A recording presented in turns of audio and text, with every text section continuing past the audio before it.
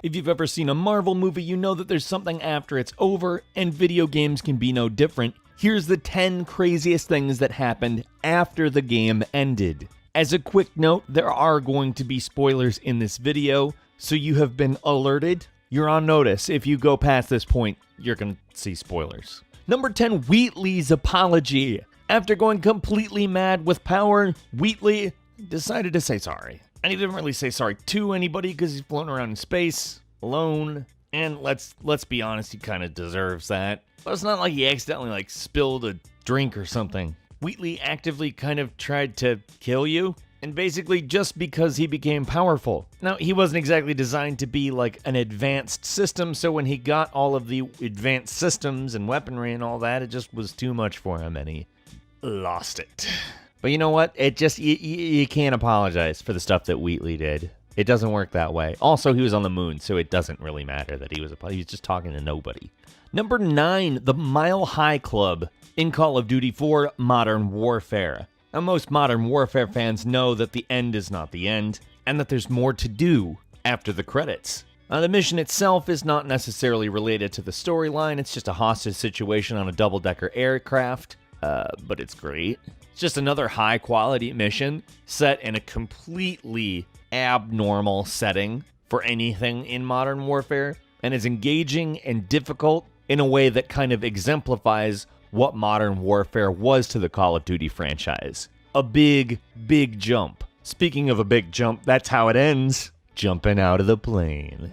Number 8, in Assassin's Creed 2, the credits roll, and you think the game is over. But you wake up and realize that ain't true. As Desmond, you're gonna have to fight your way the hell out. And guess who's there?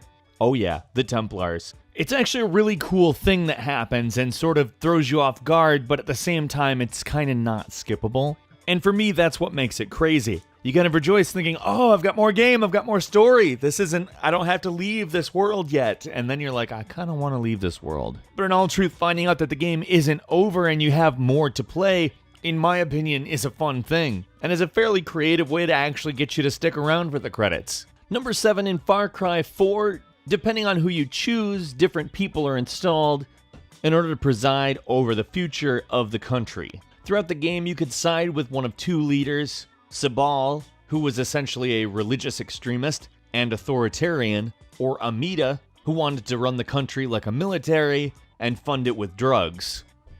Really, whatever the ending was, it kind of wasn't nice. The point was kind of to split you down the middle on what you felt, and make you realize that some places are just screwed no matter who's in charge because the 2 people everyone has to choose from are both bad. They're just different types of bad. Number 6, Silent Hill 2, the dog ending. I don't know if you've ever seen the dog ending, but it is bewildering. The dog ending is a joke ending where you walk into a room and find that a dog has been sitting at a computer listening to music and has pretty much made everything happen. The dog is pulling levers, looking at graphs on screens, and it's absurd. It's completely absurd. He gets down and the dog, licks him.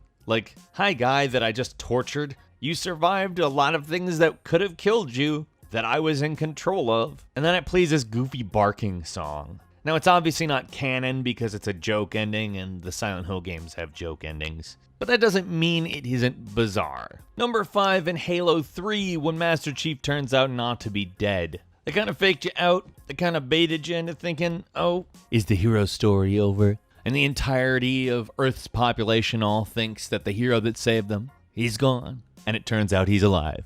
And you're like, I knew it. He has a little conversation with Cortana, and you're really satisfied because, you just did all that work. You didn't want to die. Number 4, after the Lost World Jurassic Park, Jeff Goldblum delivers a message, first of congratulations, and then assuring you that there are other things to do in life and encouraging you to go do them. Which I have to say, not the worst thing in the world. The message is delivered in typical humorous Jeff Goldblum fashion. It definitely does feel like a reward for completing the game. And then there's a little silly dinosaur sound, to which he runs away all scared. It's not something I expected when I played the game, and I did play that game. And I thought, you know what? It's really amazing what they can put on a compact disc. Number 3, at the end of Metal Gear Solid, Revolver Ocelot is on the phone. It's not what you would call a personal phone call either. It's very business-oriented. It implies there is more than meets the eye to the events that just